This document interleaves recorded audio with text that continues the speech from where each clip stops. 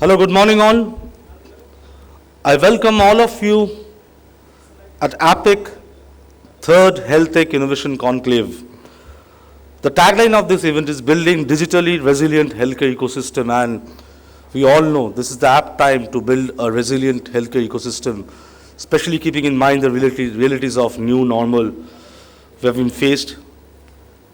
Not after pandemic, we are going through a pandemic, and we all hope that the resilient healthcare ecosystem will be there for many years to come. And it's quite important that the thought leaders, industry leaders, experts all come together to discuss and deliberate upon various aspects of building that quality healthcare ecosystem where we can find ways to move forward in right direction. And for that, the inaugural session, it's our honor to welcome the esteemed speakers for the inaugural session. Let me welcome Sri Rajesh Kumar Pathak, Secretary, Technology Development Board, Department of Science and Technology, Government of India. We welcome Sri Rajesh Pathak. If you can kindly come on stage, please.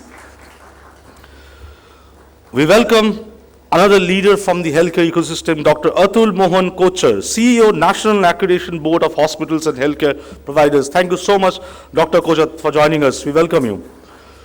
We are joined by Dr. Madan Gopal, Senior Consultant Health, Niti Aayog, Government of India. We all know what important role being played by Niti Aayog. And we are also joined by Sunil Kumar Bhushan, Deputy Director General and Health Sector, NIC. Welcome, Sri Bhushan. Thank you so much for joining us today.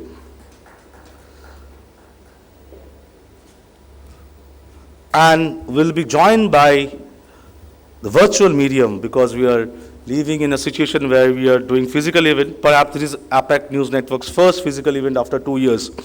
But we have kept it in a hybrid mode as well so that some speakers can join us through the online mode. For that, Dr. Praveen Gedam, Additional CEO and Mission Director, National Health Authority, Ministry of Health and Family Welfare, Government of India. He will be joining us through virtual mode in the inaugural session. But this is indeed our pleasure to welcome all of you. I welcome all our esteemed delegates, our partner, Gold Partner, Newman, Associate Partner, Creston, and Startup Partner, the Doc Life, for being part of this conclave. So without taking much time, I request Sri Rajesh Kumar Pathak, Secretary, Technology Development Board, Government of India, to give his keynote address on TDB's game-changing contribution in healthcare innovation. The theme of the inaugural session is Digital Strategies for Transforming Public Health in India, Technology, Governance, and Service Delivery. I always tell that TDB is an unsung hero. You all know what role being played by TDB Technology Development Board, especially for startups who are ready for commercial stage. TDB is the body, Government of India body, who provides financial assistance, and TDB doesn't think whether your model will be successful or not. So that is a huge role played by TDB, and I'm sure Sri Pathak will be touching base upon the role of TDB, and not many know that the mask we are wearing, a major contribution has been played by TDB during the pandemic, and it was just made an upscale during the pandemic by TDB. So that's a great feat. So here we have Sri Rajesh Kumar Pathak, Secretary TDB, Government of India, for his address on TDB's game-changing contribution in healthcare innovation. We welcome Sri Rajesh Kumar Pathak.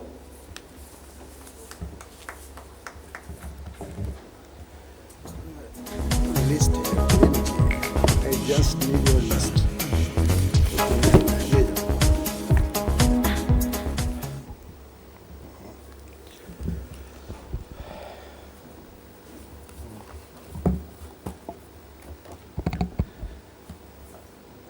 Thank you, Savik.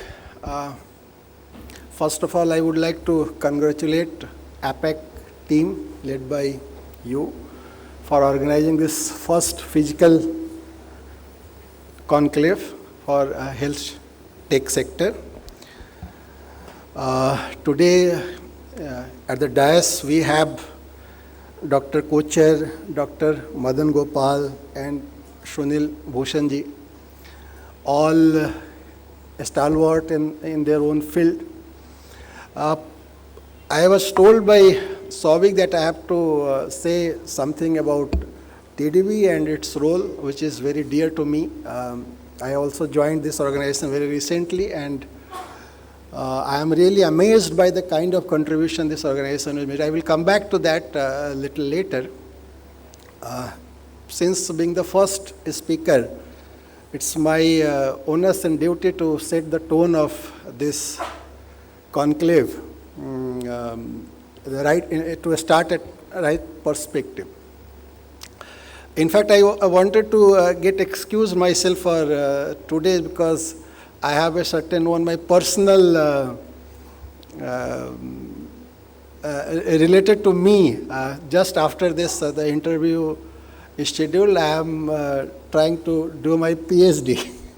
So I thought, why don't you excuse me? But then Souvik said, no, sir, you have to come and deliver. I said, okay, fine. After just this, I have to face my own interview, but IIT Delhi, I am trying to do it. I did my MTech, so after a long gap, I thought एक कीड़ा कुल बुलाया कर लेना चाहिए, तो मैंने कहा कि हम भी देखते हैं, let me try. So having said that, today, friends, we are at the juncture of history probably, as our Honorable Prime Minister has said that next 25 years we are going to, whatever we are doing today or say in this decade is going to shape not only in the future of India but in globally also the position of India at global level. And सबका प्रयास उन्होंने इस बार add किया है. So hopefully this is one of the prayas in that entire ecosystem. Today, the world is talking about health 4.0. Probably a coined co-terminus with that industry 4.0. It's led by all sorts of technologies like Internet of Things or artificial intelligence or cloud computing, etc. So roughly, I just want to, probably all may be aware, maybe at the cost of repetition, but again, since I have to set the tone for this session, how this health 4.0 has come up and what the history prior to it. Roughly, as it is available in the literature, health 1.0 was prior to 1990, which we were all associated with that when we used to go to doctor in physical terms, and myself was very weak during my childhood, and almost every month or two I feel sick, and my mother used to say कि जब तक ये doctor के पास नहीं जाएगा इसकी बीमारी ठीक नहीं होगी. So that was the time. And then health 2.0 from 1990 onwards till roughly around 2004-05. It is led by that Web 2.0. It is coincidence with that. So we were talking about that electronic health registers and all that stuff during that particular point of time. We started using internets and all. Then from 2005 onwards till say you can say 2020 for a safer period was health 3.0, mainly related to use of ICT. First health 1.0 was some mechanical or technological tools was available to doctor like your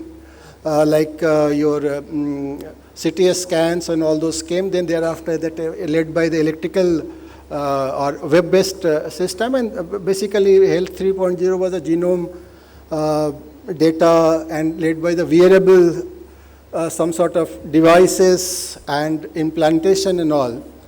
Today at this stage we are trying to assimilate all sorts of experience and knowledge we have backed by this industry 4.0 development led by artificial intelligence and Internet of Things and many others, cloud computing or fog computing, whatever you say it. Just to remind our esteemed members here that COVID has given us a big impetus to maybe blessing in disguise for all of us to simply leapfrog where we were there prior to COVID and after COVID. I just wish to quote one data from Niti Ayog's report itself. I think Madan Gopal will vouch for it. It is there in the report. During the first wave of COVID, from 1st March to 31st May, Niti Aayog along with BCG, Boston Consultancy Group, did a research on talking to 800 or 1,000 doctors in metro cities as well as tier 1 city, and then found astonished figures of e-consultation on e-medicines. On this aspect, they found around 80% of them are the first user of this technology. Even more than 50% doctors found that digital platform is much useful. And to our own surprise, around 44 to 50, it is data on the Niti Aayog report, came from tier 1 cities. So it is not just confined to metros. The kind of जो हम लोग हमेशा कहते हैं आवश्यकता ही आविष्कार की जननी है, the kind of requirement was pushed at that point of time. We started using digital technology. I always tell wherever I had a chance to speak about our own e-office in the government system. Prior to that, we were very much reluctant or not so enthusiastic to use e-offices on the reason that we need a confidential fiscal file and all those things. But when we were confined to work from home, all government official, we found e-office is such a useful tool to us that now we have started using in big way. So these things has propelled us to innovate, to think in bigger terms. So at this crossroad, where we are, probably this health 4.0 led by all this disruptive technology, maybe blockchain also, artificial intelligence, etc., is going to change the future of health services delivered to people in probably across countries. I may not, I say our discussion and our, I'm sure all those experts will discuss throughout the day in the session. Probably I'm not confined to India itself. It is, we are not talking about global village, some sort of concept, Vasudhaiv Kutumbakam. Now see, one example, now we are all worried about this new variant, Omicron. And it probably came from South African countries and all that Africa, it's, as of now, was information available. Had we, world as a whole, probably that world organizations, whosoever, WHO or WTO, whosoever involved, has failed to in their duty. Had we taken world together for vaccination, it is what happening. Some developed countries, they are thinking of giving the third booster dose, and all so-called third world or developing country, mainly Nigeria and all the South African continent, they are still deprived of vaccination, and we are thinking that we have taken double dose and we are safe. This is not the case, at least for this pandemic, this one issue. So we have to think in that level, and with those technologies today available, probably it's much easier as compared to what was 10 years back. All those data assimilation, data transfer, mainly the data, getting data and analyzing those data, that is the only backbone of, you can say, for Industry 4.0. And that is going to be used in big way as far as Health 4.0 is concerned. So we have to think from that perspective also. This is one of the angle. Secondly, there are challenges. Since I have told you I am not that expert in technology domain per se, but as a citizen or as a human being, there are concerns. Definitely we have to address those concerns also while marching towards this journey of Health 4.0 backed by or supported by this disruptive technology. And the biggest challenge for as a citizen, which I think probably you might agree, about the data security. What we are talking about, this is all medical data of an individual stored in some places, and there is a likelihood, chances that other than for the purpose it has been collected, it will go in some hand, probably NIC will speak about in detail. So that data security is one aspect. Secondly, by developing all those things, should not so happen as absorption cost. So the cost also we have to keep this in mind while we are going forward for this endeavor. And the third dimension, which probably last couple of days Souvik did that educational related, and I am not sure whether this kind of discussion took place, but probably it is a need of the hour that across the various field of education, for example, if I have to develop health 4.0 related technology, and it's a big market, in only telemedicines is estimated by teleconsultancy services by Niti Aayog is going to be $5.5 billion by 2025, which is presently 0.8 only. Similarly, health tech market, some RBSA report says that we are going to cross $50 billion by 2033. Maybe 20, it is CAGR rate of 39%. Even this kind of, so there is a market available. Even health tech equipment, also the high-end equipment, India is the importer. Around 86% of that we are importing from, we are the fourth largest market in Asia after China, South Korea and Japan. But we are all importing. So there is a huge market. But the problem which I will now come to the TDBs and related aspects, which I felt during the few months, is basically you need to have people of expert areas together. Can we think of a cross some sort of educational system right from the initial stages? For example, somebody is very good in coding, but they do not know about anything related to medical. But if I am going to develop a medical devices, he needs to have some background. So probably maybe in all medical colleges you think of starting some sort of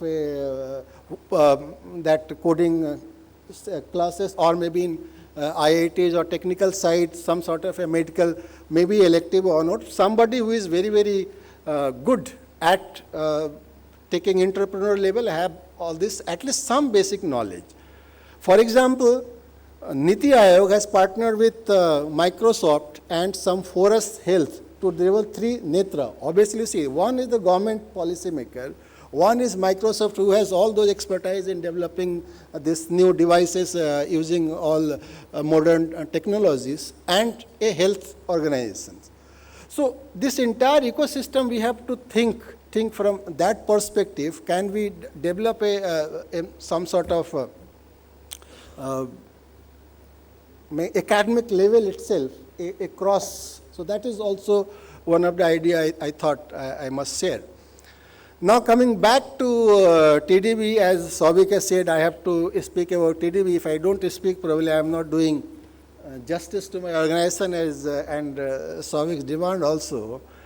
TDB is a unique organization, and its mandate by a statutory body established by through a statute of parliament, its mandate is for commercialization of technology, mainly indigenous technology. If you have some imported technology also, that to be added to value addition in the Indian context. And we pitch in from say TRL level 7 onward, 7, 8, 9, if your technology is, because we are not, there are other government organizations who are involved in your seed funding, initial developments and all those things. TDB as such is not involved there, but once the technology or once a product is passed through all those levels, it came to say 7 or 8, then entrepreneur wants to go big for commercialization,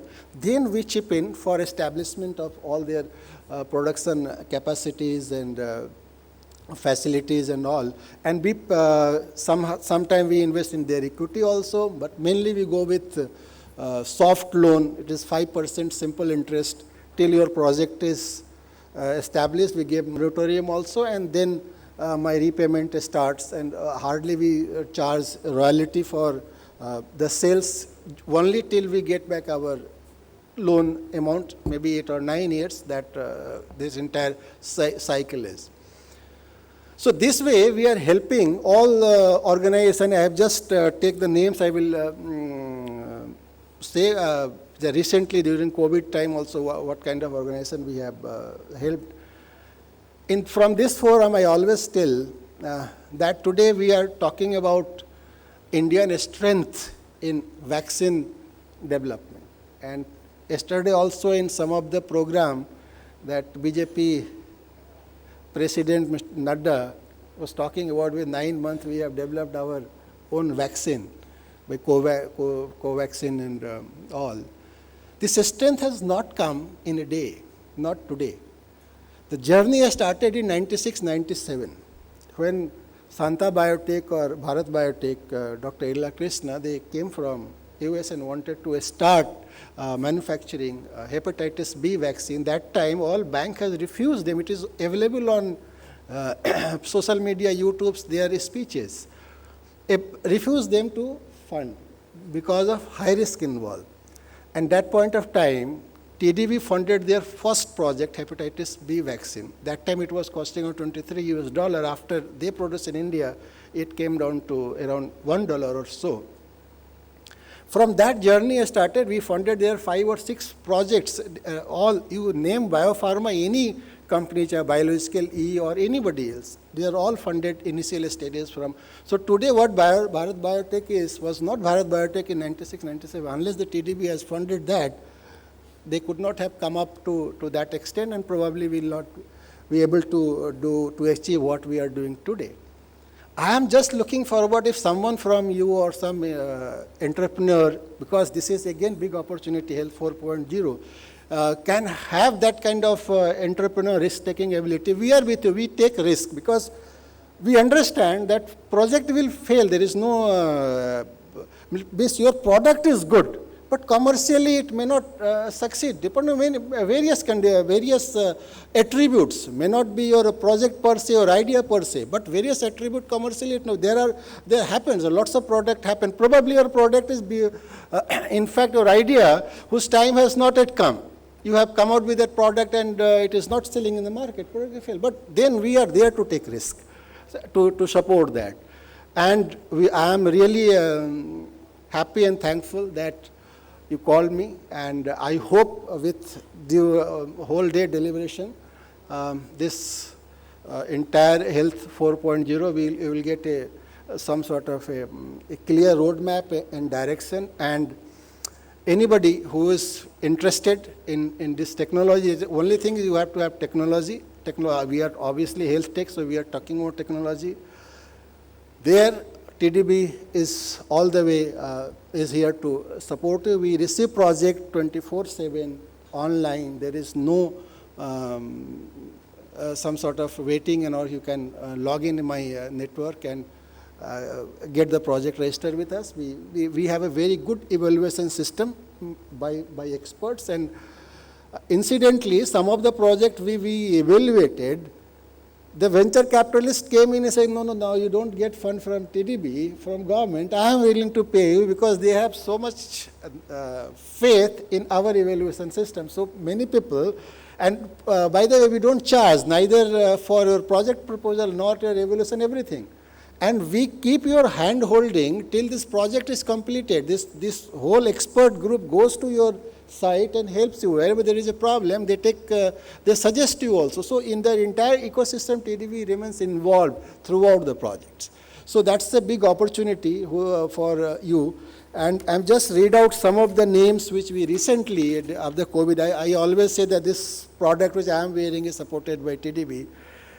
Panacea Biotech, we have recently supported that. IoTM Electric Coimbatore, their technology is portable X-ray machine that we had supported. MyLab was supported by us. Now they are becoming big company. That's a different issue. And I hope that all sorts of a startup who is coming someday they become unicorn. But India is now in the race of producing unicorn, and their rate of conversion from a startup to unicorn is much higher. In 2021, every month we are converting 3 startup to unicorn. So you can do a startup, come take a project from us and convert it to unicorn. So with all this thing, I wish a success, a grand success of this your conclave, and I hope that some positive will emerge. And thank you very much for calling me, and all the best. Thanks a lot.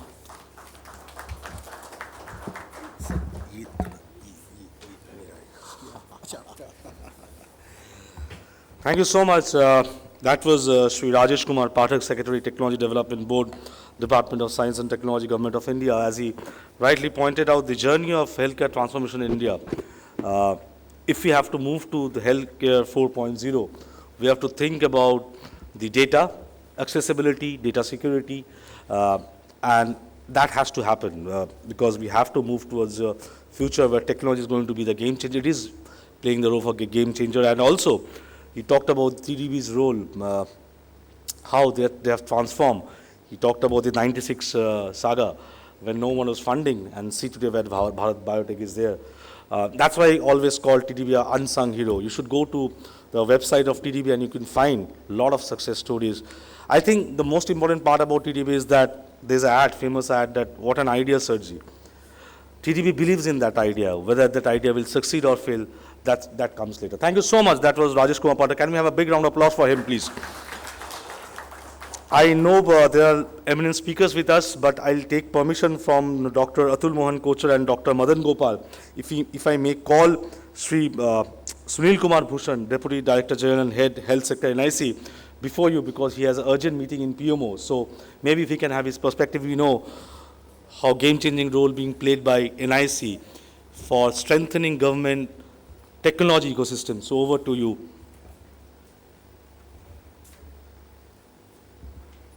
Thank you, Shouvik, and Mr. Pathak, Dr. Atul, and Dr. Madan Gopalji.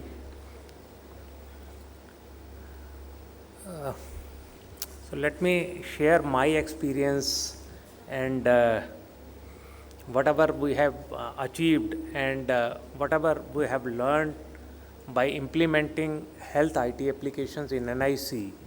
And as a result of that, we have key learnings with us. I would like to share those learnings with all of you. So we have a product called eHospital Suite. So that suite is basically, it is consisting of 5 applications. It is eHospital HMIS, Hospital Management Information System. Second is ORS, Online Registration System, which takes care of appointment system. And the third is eBlood Bank, which takes care of internal functioning of any blood bank. Third is Collab DDS, which takes care of teleradiology. And fifth one is basically teleconsultation software.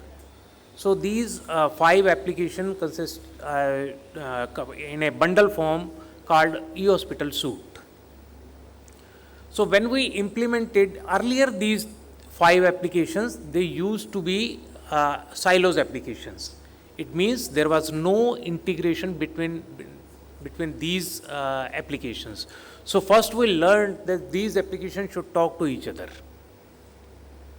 And second is, it should not only talk to each other, it should talk to other applications outside the eHospital Suite. So I think the point is very relevant. There is a healthcare ecosystem. So we have to go beyond the system. So we developed silo applications, we bundled them, we made to talk to each other, and then we thought of ecosystem. So it means it can talk to other applications outside the eHospital Suite. So that is the first learning we came across. And apart from this, one more important application, one more valid experience which we basically experienced, that is, we should not develop application within the government. We should develop applications which are patient centric. It should facilitate the patient. So we developed many applications like ORS. It is primarily for taking the appointment in the public hospitals. And using this ORS, you can download the lab report of a public hospital right sitting at your home. So we strengthen. So as you know, all the doctors, the writing, the readability of the prescription is very difficult phenomena. So by introducing e-prescription in e-hospital, we achieved that objective. So readability and the convenience. So these are the two factors we built into these 5 applications. We have lots of other applications also. So by implementing these, we came across 5 principles. So 5 recommendations out of these implementation of these applications are there. So let me share with all of you. First is basically, we should have integration by design. We should not develop silos of application, but we should develop application which takes care of all the stakeholder within a ecosystem. So integration with the external application is one of the key learnings of health application in NIC. Second is basically scaling by design. We should not develop small applications. We should develop applications which are scalable. So CoWIN is the example. Arogya Setu is the example where we have developed scalable applications. It means it can take care of say crores of beneficiaries in the country. So your backend platform should be such a scalable platform so that application can take care of any kind of load. And the third learning is basically we have security by design. If we don't make our application secure, network secure, so anybody can play a different role and come into our system. And the fourth learning is basically privacy by design. Health data is very sensitive, and it has to be, and no patient wants to achieve to share the information regarding his or her disease. So it is very important that we should develop privacy by design. When we're designing any system, we should take care of privacy of the healthcare data also. And the fifth one is basically cloud and mobile first. So we should not develop applications which are nobody is developing. Even then, it is a recommendation that your application should be cloud based and they should be available on a mobile. So these are the 5 key learnings at NIC when we developed e-hospital suite and other health application with the help of Ministry of Health and Family Welfare. Thank you very much. Thank you all.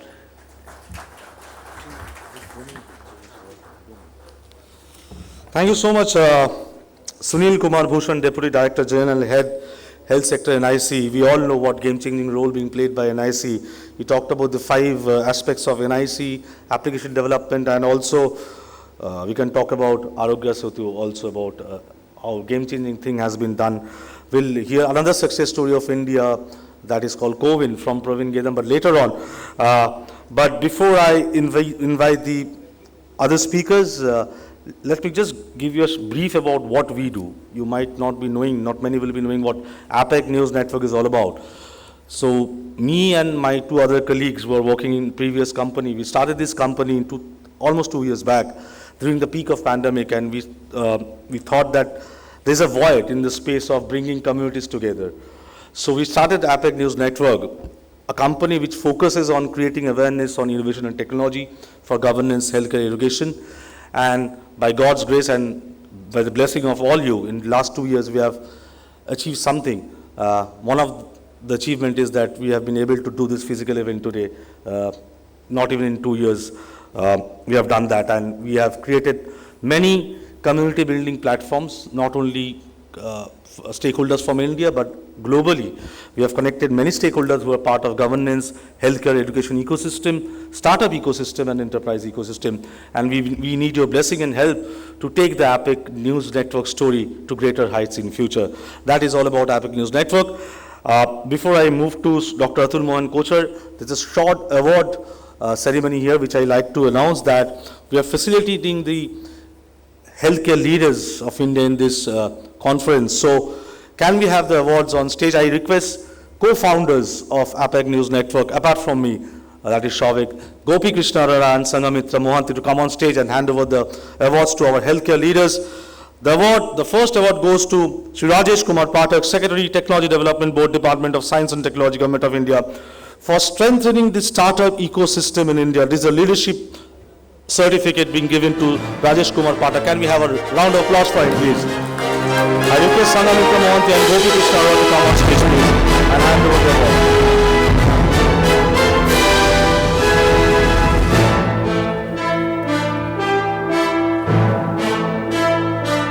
The next award being presented to Dr. Atul Mohan Kochar, Chief Executive Officer, National Accreditation Board for Hospitals and Healthcare Providers, famously known as NABH, for his leadership role in the healthcare sector. It's an honor, sir, to recognize your efforts.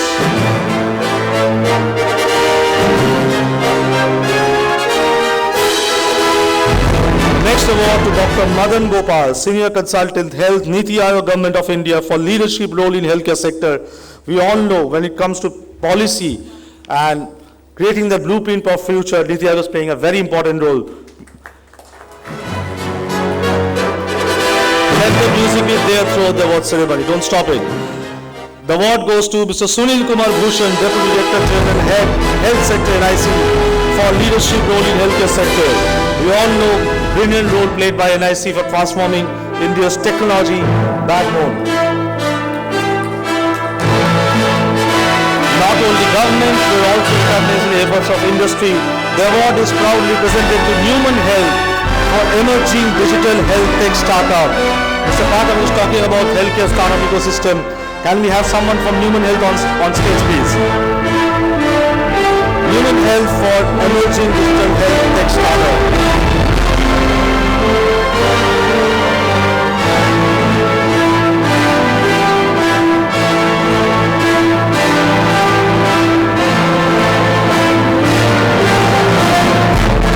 Next award goes to the Doc Live for Best Innovative Solution for Improving Patient Experience and Efficiency.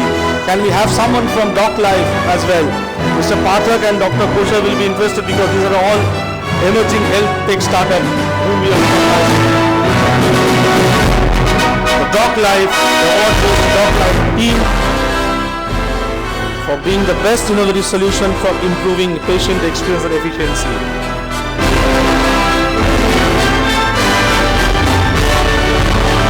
That brings us to the end of the award ceremony, and I have been told, I have to inform that all of you that there is a stall of Doc Health and Newman also, and Doc Health, if you visit the Doc Health stall, the first 3 visitors will have a free installation of hardware in hospitals worth 2 lakhs. That's an interesting thing, you may visit that stall. With this, we move on to the next speaker of the inaugural session. We have the leader, Dr. Atul Mohan Kochar, CEO, National Accreditation Board for Hospitals and Healthcare Providers with us. His special address will be on relevance of quality in the post-pandemic era. NABH accreditation, the way forward. Over to you, Dr. Atul Mohan Kochar.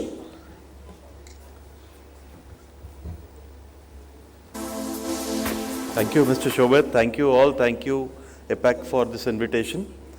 Thank you, Mr. Pathak sir, Dr. Madan Gopal, Mr. Bhushan, and all the dignitaries of the dais.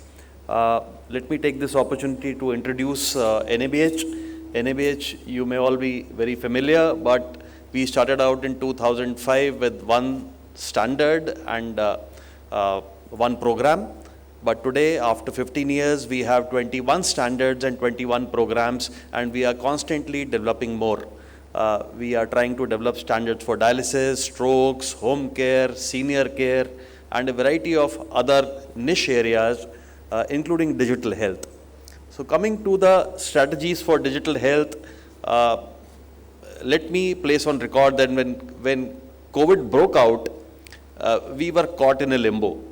Our assessment methodology is a very traditional methodology. Our assessors visit hospitals, they write reports on papers, they submit the reports, the committees go through them and then award a decision.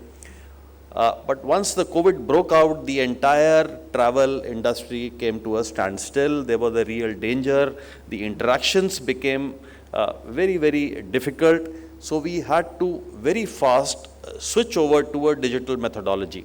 So we developed in a very short span of time policies for everything. So more than 250 policies were developed so that we could carry out our vision with same thoroughness, same objectivity, transparency, and objectively in a digital mode. So we had to shift that. We were very successful. Until date, we have carried out more than 3,000 virtual assessments on various platforms in a secure manner where we ensure data protection, totally HIPAA compliant, everything. And so that is the way forward. And everything has been said about Health 4.0, the new resilient digital ecosystem which is all around us, and that's the reality, friends.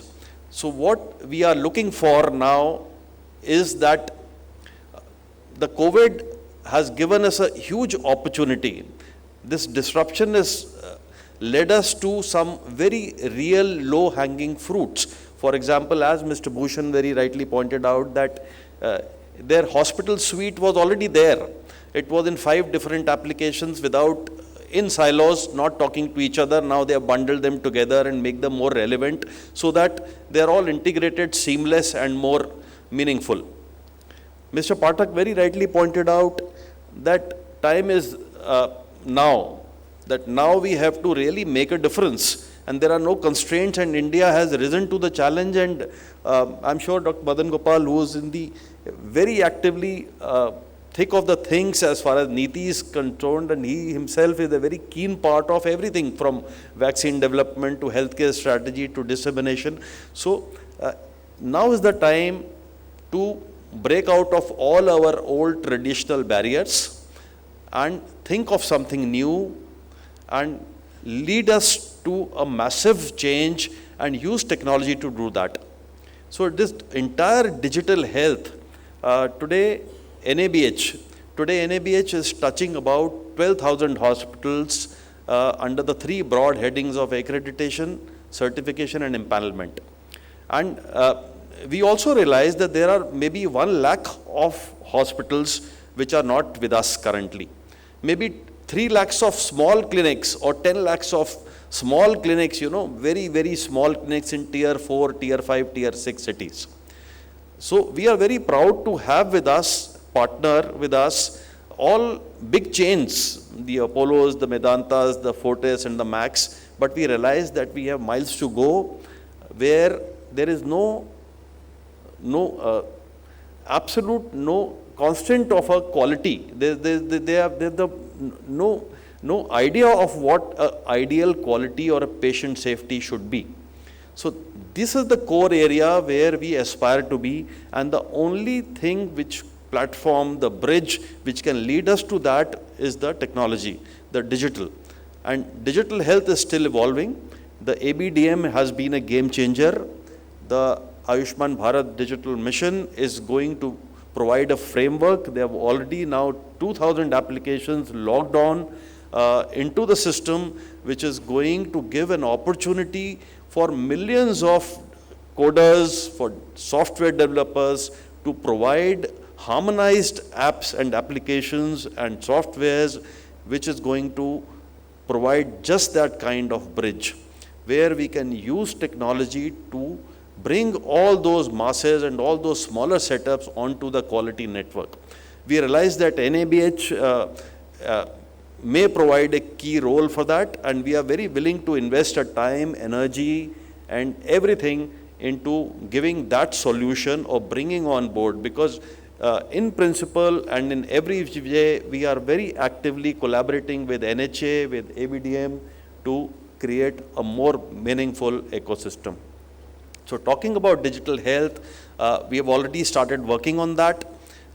We have already started to draft a standard which will weave together all the technology standards. And India has already shown the world by the CoWIN app, by the Aadhaar, that we are in a unique position. There's already lots of confidence in the world that India can deliver it, where the world couldn't. And COVID has also brought us on a very similar platform, so that there is no right or wrong. I mean, in the countries where we aspire to the infra which is there, for example, having worked in US as a clinician, I know that they have a really 7-star kind of an infrastructure. But that has also not performed as well, because the death rate in those countries is much beyond what we have seen in our country. So that is something to look forward to, that a positive change which is brewing.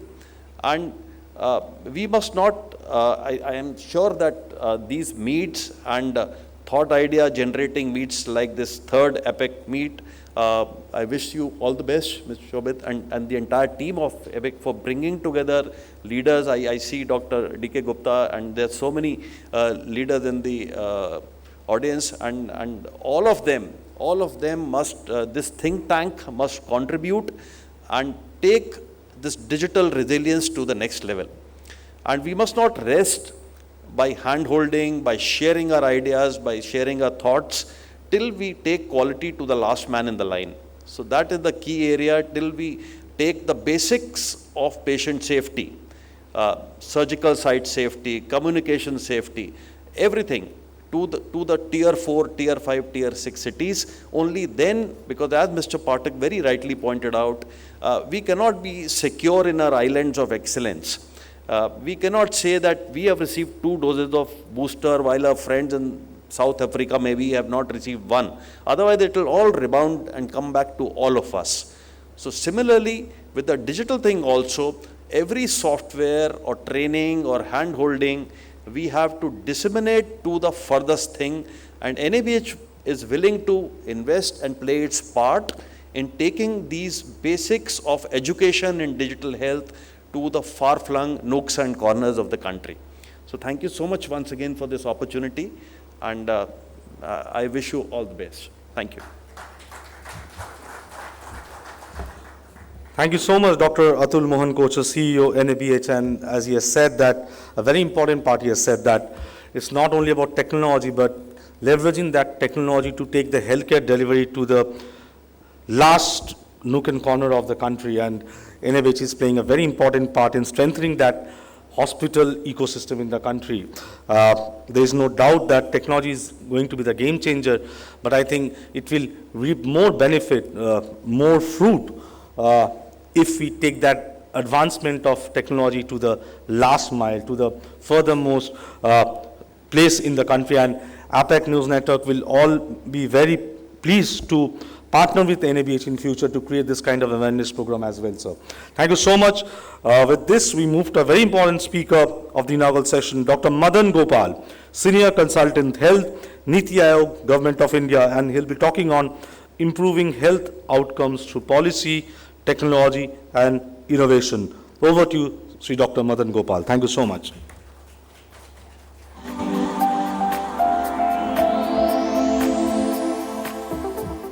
Okay, I can remove this now. Okay, thank you very much. Thank you, APEC, for this opportunity to share my thoughts, what we have been doing. One of the technological things we have been always grappling, how we have been able to manage this COVID epidemic. We know that the virus can enter only through your face or that mouth.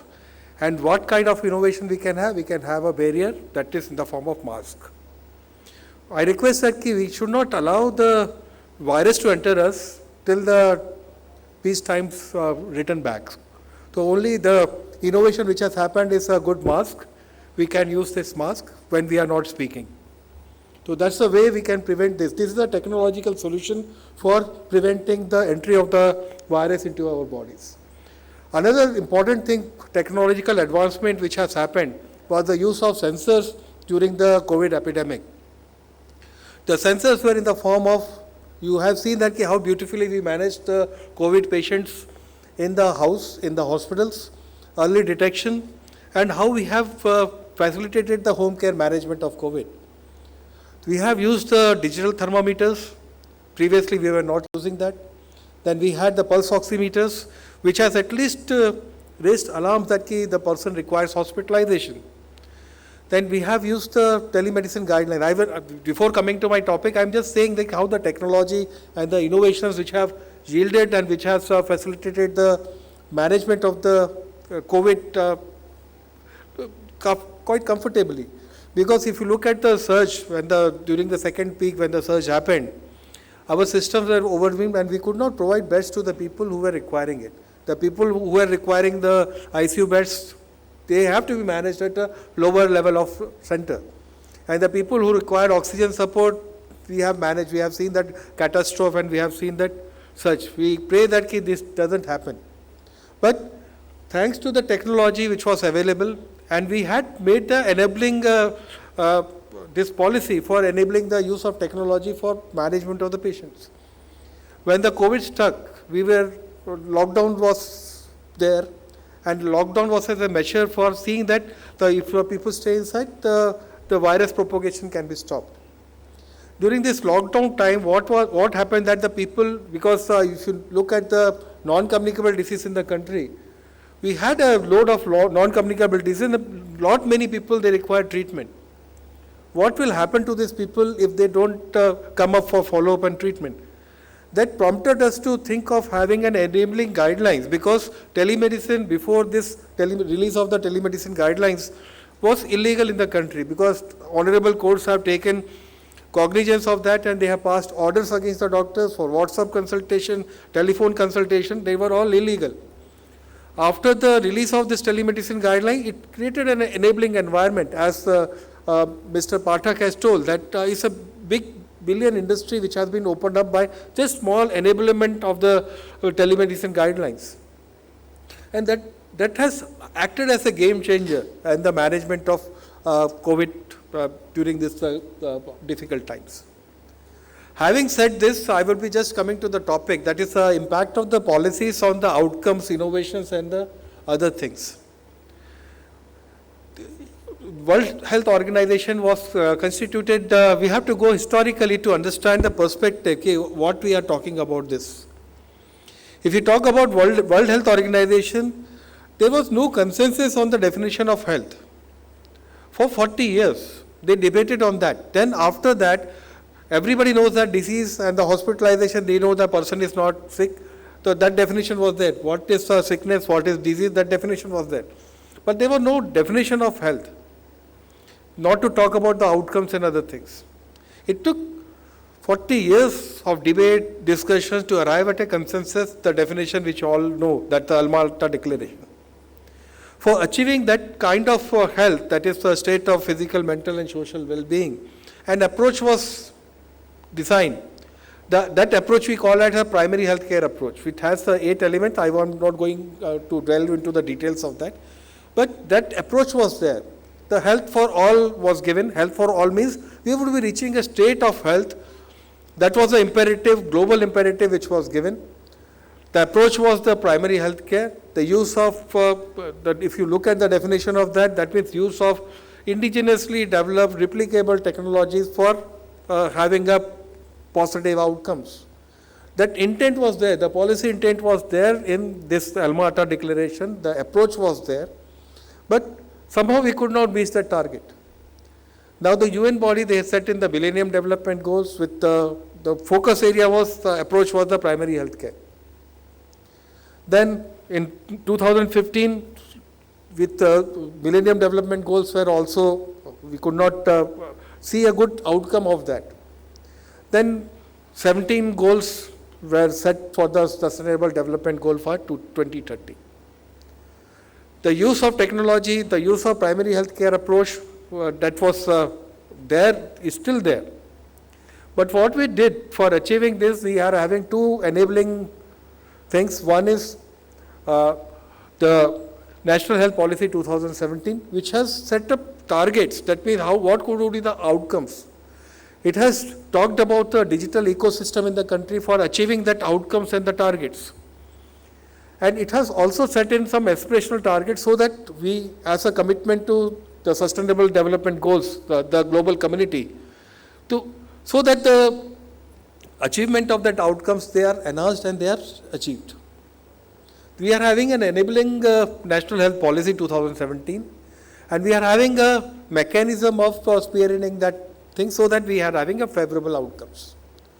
For achieving that thing, we are having a vehicle in the form of National Health Mission and the other program, the centrally sponsored scheme and the central sector schemes, which creates an enabling mechanism for achieving these outcomes. So way back, apart from the achievement of the outcomes, we are trying to see that how we build a system with a focus on primary health care. Then we came up in 2014-15, we came up that we should be having more impetus, more focus on achievement of the outcomes. Then the Ayushman Bharat scheme was launched. It is having two components. One is the Ayushman Bharat PMJ, which everybody is aware about that. But the other important component, which is the primary health care and the promotive component, is the Ayushman Bharat Health and Wellness Centers. That means we are now upscaling our approach from primary health care to a comprehensive primary health care.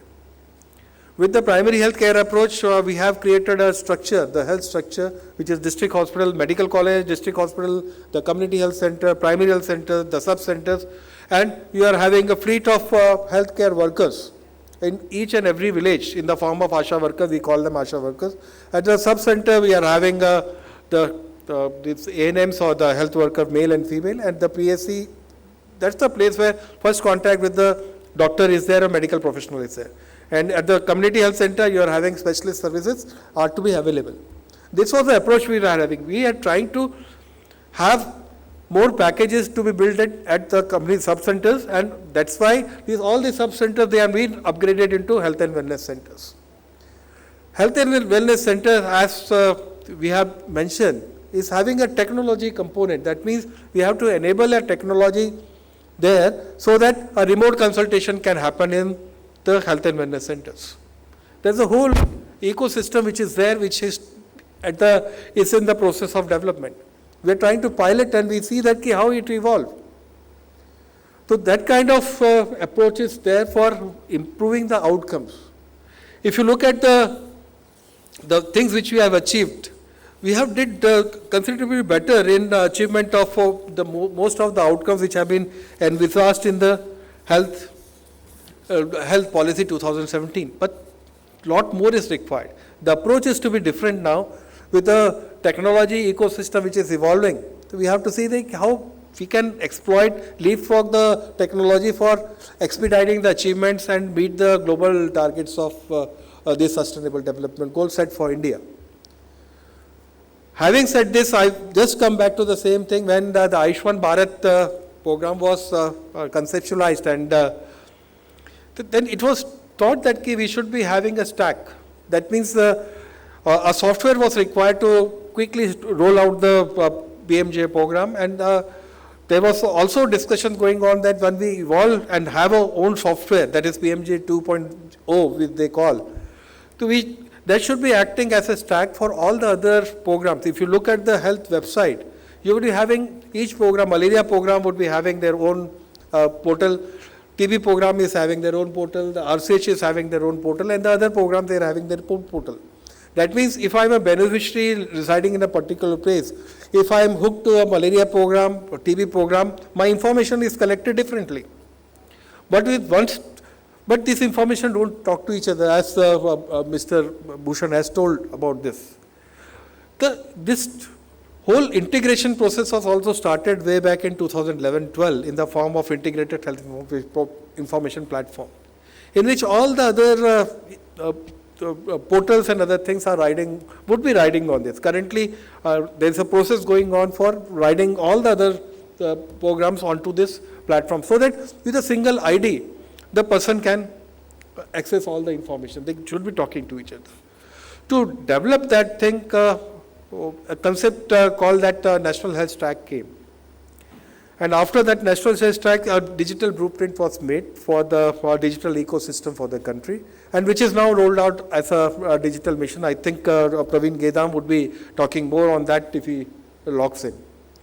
So basically, essentially, it is a creation of ID for the patient, a creation of ID for the hospitals, and creation of ID for the provider as well. So basically 3 things. So that if a person is having an ID, all the systems can talk to each other, and you can have a intelligence or the analytics being worked on all these things. That simultaneous work will go on for that as well. You see the tremendous impact how if we are using the digital platform for all these things.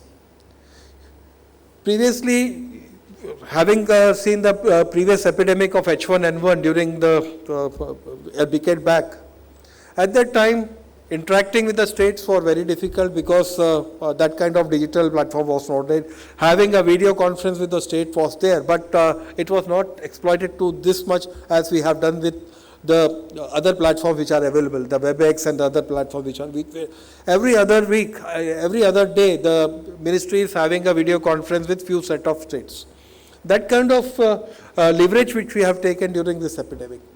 Second thing which was happened, we have used the technology for managing the pandemic as well.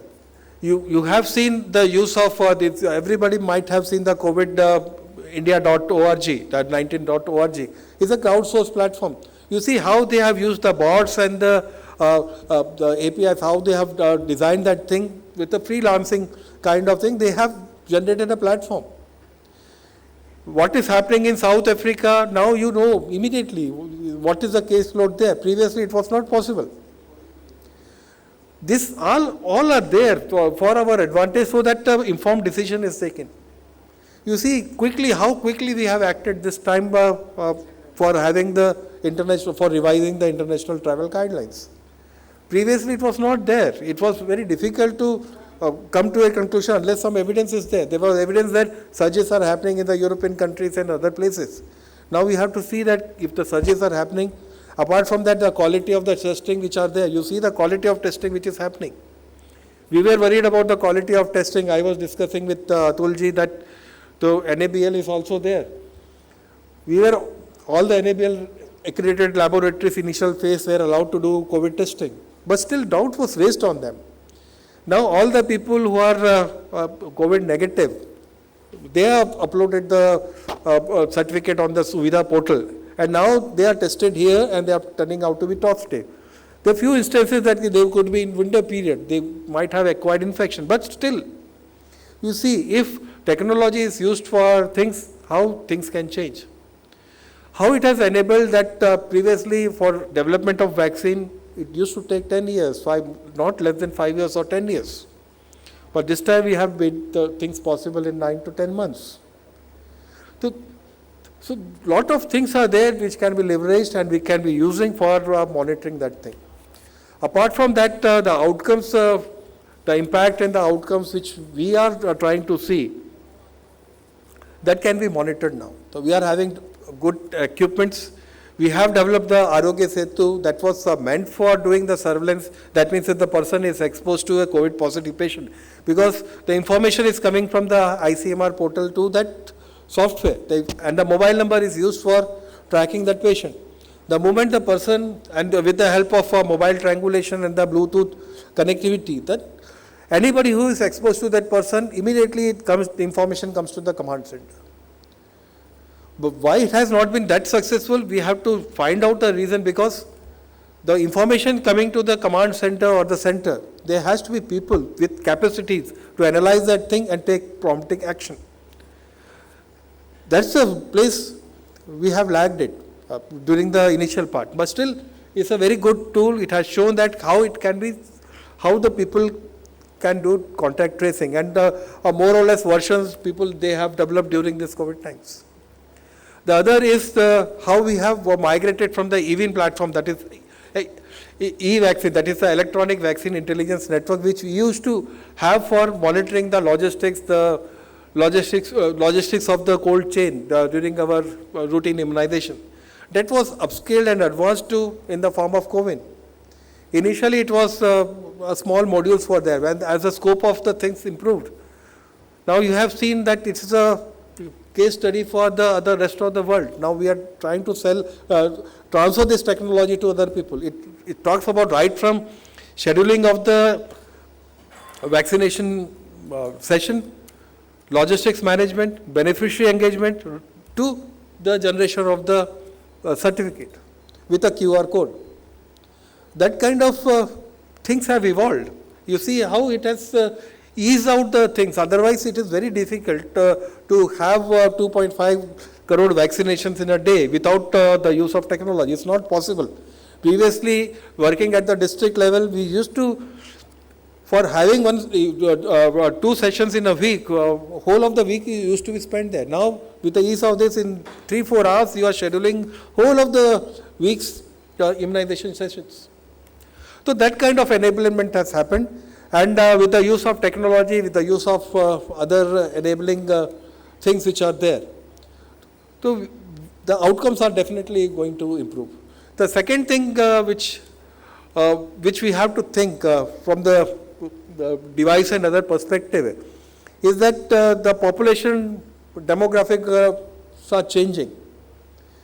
In 2011, the senior people, that is people above 60 years, was around 8%.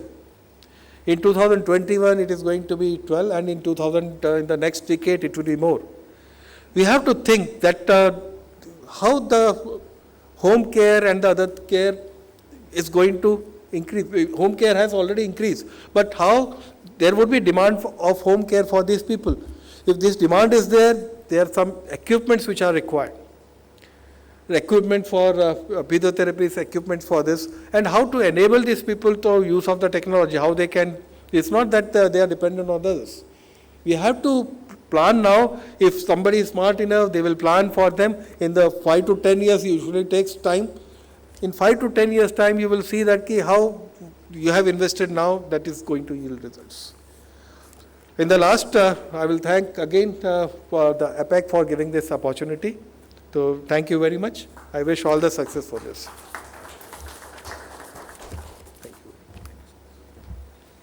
Thank you so much, Dr. Madan Gopal, Senior Consultant, Health, Niti Aayog, Government of India, for giving a detailed journey of improving health outcome by enabling technology and innovation. And you talked about various instances, and taking cue from what you have said, that a famous saying was that sometimes it takes years to change things, sometimes it takes weeks to change things, and that has happened during the pandemic, that how quickly we have shifted our focus to that technological and digital innovation mode for improving our healthcare ecosystem. Telemedicine, we used to talk about, dekha jayega, ho raha hai, but see what has happened in the last 1.5 years. So that is the power of technology, and that is how the monitoring of various things can be done through technology to improve the outcome. That was the crux of what Dr. Madan Gopal was saying. Thank you so much. He referred about Dr. Praveen Gedam. We have his recording with us, so maybe for 5-10 minutes we can have a perspective from Dr. Praveen Gedam, Additional CEO, Mission Director, National Health Authority, Minister of Health and Family Welfare, Government of India, on India's tryst with digital health, the success story called CoWIN. Can we have the video on screen, please? CoWIN story. Your thoughts on that? Thank you. Namaskar. I would like to welcome all the esteemed participants from across the healthcare ecosystem to this third APAC Health Tech Innovation Conclave. Today I will be speaking about the rapid developments being made in the area of digital health and how India is poised to further leverage digital health solutions for public welfare. COVID-19 posed unprecedented challenges to the government and healthcare providers. In the area of vaccination, India realized early on the need for tech-enabled vaccination platform. And in order to tackle these challenges of vaccine administration, coordination, reporting, logistics, issuance of certificates to citizens, etc., India developed a very elegant solution in the form of which we all know as CoVIN or the COVID Vaccine Intelligence Network. The CoVIN has been serving as state backbone for one of the largest vaccination programs in the world, launched by our Honorable Prime Minister on 16 January 2021. The CoVIN portal has scaled up rapidly amidst a turbulent landscape. Leveraging our expertise in technology, India was able to rapidly design modules that allowed for easy booking, management of vaccination sessions, and issuance of non-repudiable certificates. At the scale for 1.4 billion people, and with the rich diversity across the country, the benefits of using CoVIN have only contributed to grow. The stability of the platform is also testament to India's ability to rapidly build efficient, robust, scalable, and modular systems designed at a minimal cost. CoVIN is able to manage over a billion requests on an average day. As a part of vision of our Honorable Prime Minister, India has even offered CoVIN as a free digital public good to rest of the world. India's digital progress in the governance is an accumulation of India's journey over the past decade, and the creation of digital public goods such as Aadhaar, eKYC, UPI, etc., name a few. The flagship programs such as Digital India and the famous JAM Trinity has laid the transformational foundation for digital empowerment for everybody. Being the single source of truth, CoVIN provides a transparent system that enables end-to-end traceability of vaccines. With interactive dashboards accessible to all the stakeholders alike, we remove information asymmetry from the entire ecosystem. This not only ensures equitability but also checks the rent-seeking behavior which is possible over a country as large as India. In India, we are looking to scale our vaccination efforts even further. We believe that the partnership with public and private sector is very essential. The beauty of CoVIN's architecture makes such collaborations very simple. With interoperable design, CoVIN has been designed as an amalgamation of open APIs. This allows private and public organizations to build on the top of the platform while the system continue to talk to each other and maintain a single source of truth. It is this open design of CoVIN that is allowing us to share with the world as a public digital good. Countries interested in availing CoVIN enjoy the liberty of customizing and modifying the platform as per their needs. What makes the system highly configurable is the dynamic and evolving design. This allows us to add new brands of vaccines on the fly while adapting their administration schedules based on their R&D. It is exactly this dimension of the platform that makes it very inclusive and accessible.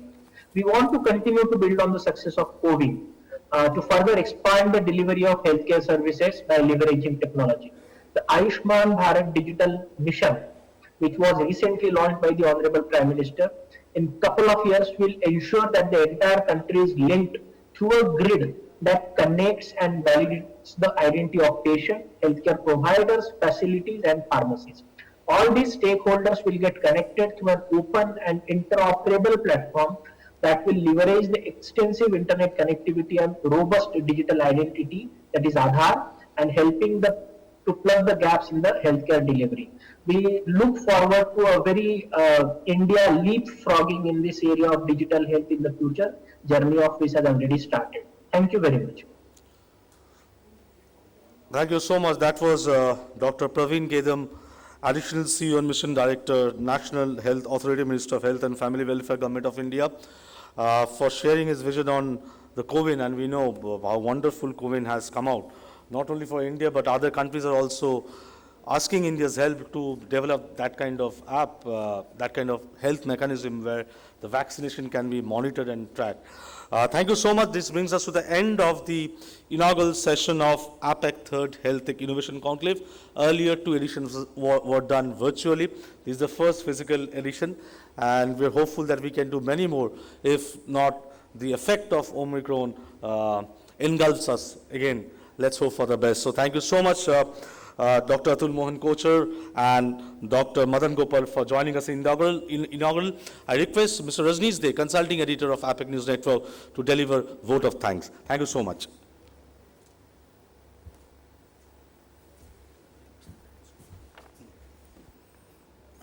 Thank you, Shobik. Good morning again, ladies and gentlemen.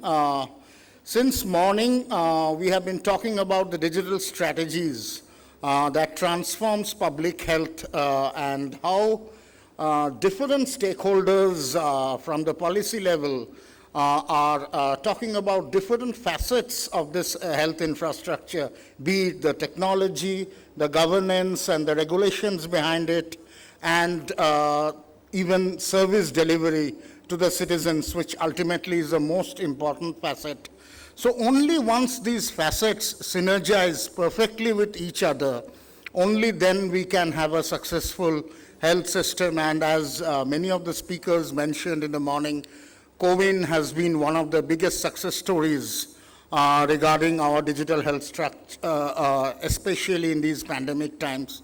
While obviously no one likes what has happened during the pandemic, but in some way we can say CoWIN has proved to be shown the resilience of our digital health structure and what can be achieved if all the constituents come together and synergize perfectly with each other. So we would like to thank again all the speakers from the morning session, Dr. Praveen Gedam, Additional CEO and Mission Director, National Health Authority, Ministry of Health and Family Welfare, Rajesh Kumar Pathak, Secretary, Technology Development Board, Department of Science and Technology, Dr. Atul Mohan Kochar, CEO, National Accreditation Board for Hospitals and Healthcare Providers, Dr. Madan Gopal, Senior Consultant Health, NITI Aayog, and Sunil Kumar Bhushan, Deputy Director General and Head Health Sector, NIC, for their invaluable suggestions they made during their presence during the morning inaugural session. With that, I would like to thank the eminent dignitaries and the delegates present. And next, we would continue with our next session. Thank you.